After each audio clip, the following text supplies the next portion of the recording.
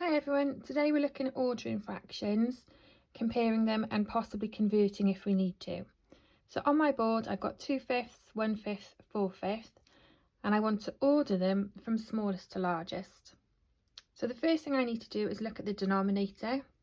So the number on the bottom of each fraction, I can see I've got 5, 5 and 5, so I know that they're all fifths. That makes it quite easy for me to compare. So now I just need to look at the numerator.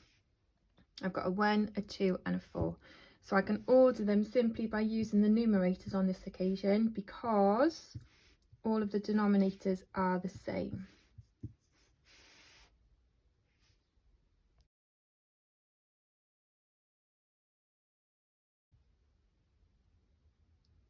So this time I've got two fractions on my board, 2/5 and 6/15. And I know that the first thing I need to do before I can order my fractions is check the denominators. So here I can see I've got 5, I've got fifths, here I've got 15 fifteenths.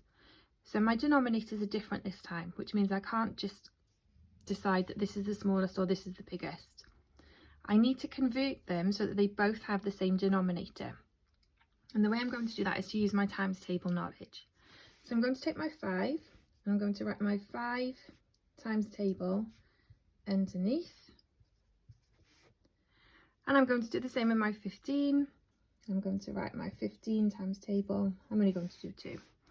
And what I'm doing then is I'm looking for the lowest common denominator.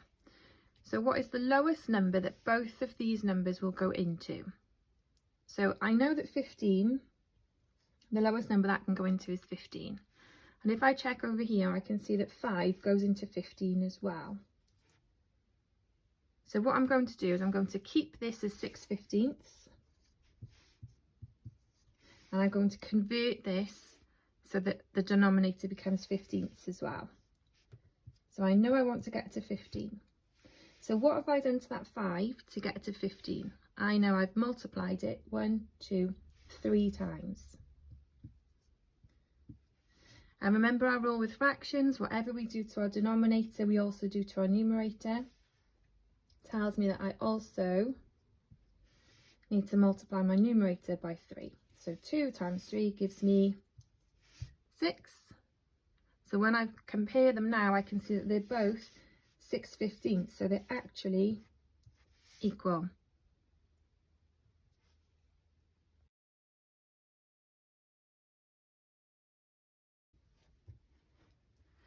So again, I've got two fractions on my board, 2/6, 1/9, and I need to put them in order from smallest to largest. So my first job is to check the denominator of my fractions. So I can see I've got 6ths here, 9ths here, they're different. So before I go any further, my job is to convert them so they both become the same denominator. So underneath my 6ths, I'm going to write my 6 times table. So I've got 6, 12, 18, 24. And under my 9ths, I'm also going to write my 9 times table. So 9, 18, 27. So I know that I'm looking for the lowest common denominator. So I'm looking for a number that both 6 and 9 go into. And when I look at my times table, I can see I've got 6, 12, 18. And over here I've got 9 and 18. So the number that stands out to me here is 18 because it appears in both times tables. So I'm going to convert both fractions so that they have 18 as their denominator. So I'll start with my 1/9. So I know that 18 is going to become my denominator. And I know that I've got 1, 2 lots of 9 in there. So I've multiplied that by 2.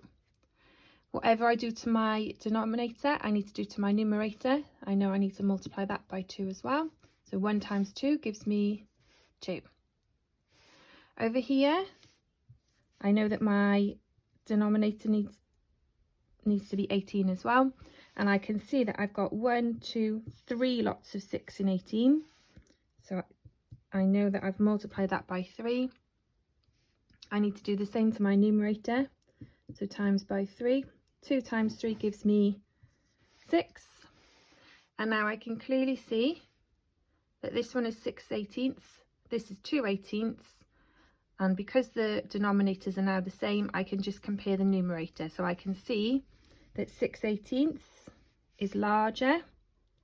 If I were going to use my symbols, using my hungry crocodile, I know that it would face this way because our crocodile always faces towards the largest number or the largest fraction.